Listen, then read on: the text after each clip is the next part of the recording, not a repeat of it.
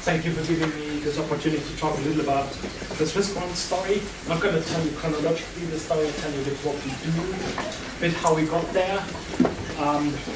A few examples of products. Unfortunately, I could not connect this, otherwise I would have shown you a few technological examples that we have created recently. And has been selling well. Of course, I don't want to sell anything to you.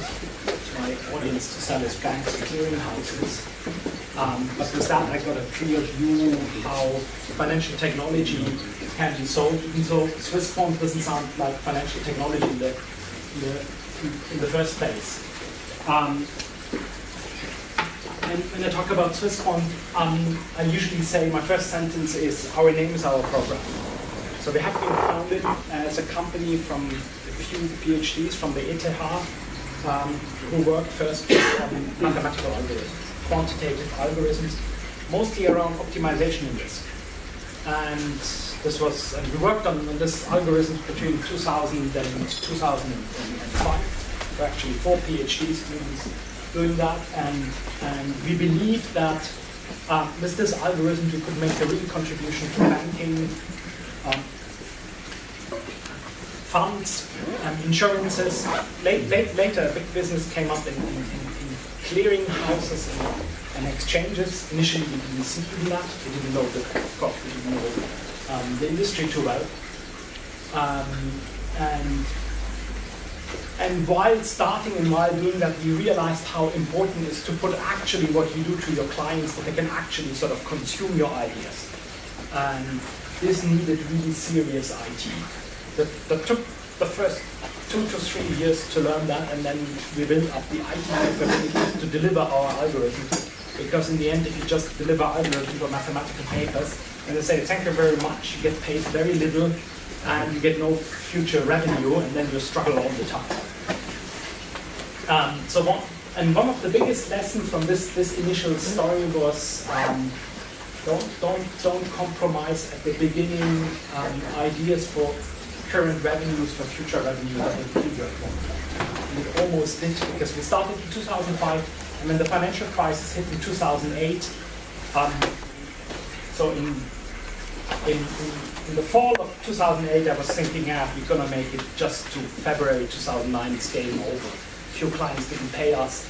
And then when it was clear that the banks will survive and we had a good risk technology in 2009 in March, I didn't know where to hire the people. Because we got UBS as a client who signed up the first contract in 2009 in March. So this has been very, very wild swings. Today, and I'll start a little bit where we are today and then go through the history. Today we are more than 50 people. We are just privately owned by 3 partners. I don't know who's from the venture capital community here. So somebody?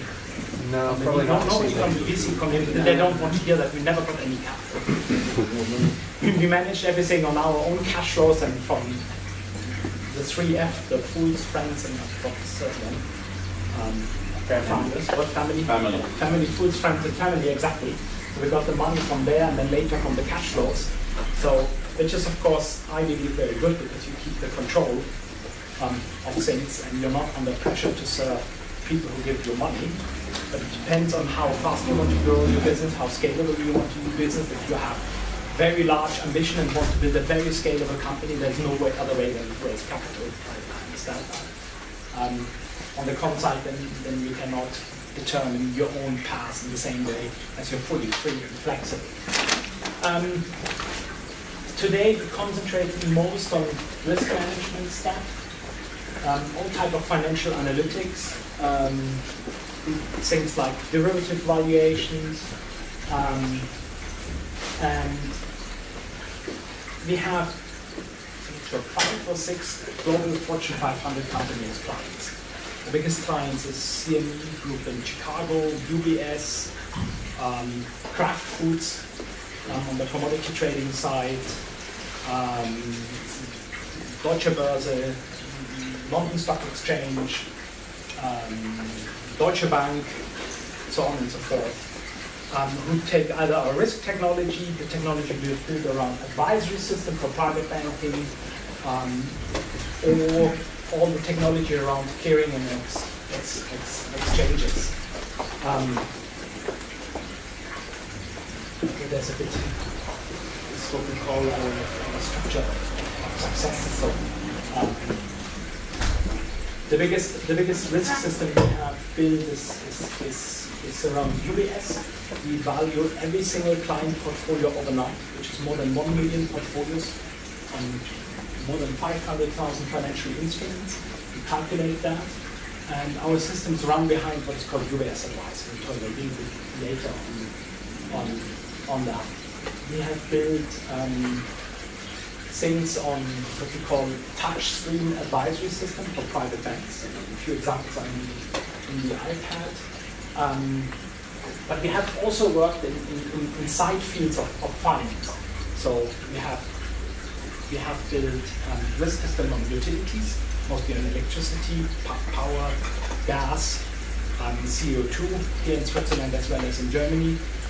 We have, for example, building the risk side of the Greek energy exchange with IBM in Athens at the moment, which is an interesting project, but very messy because of the Greek situation. It's on and off because sometimes the government has money and then they don't have money, then stop everything, then it comes back.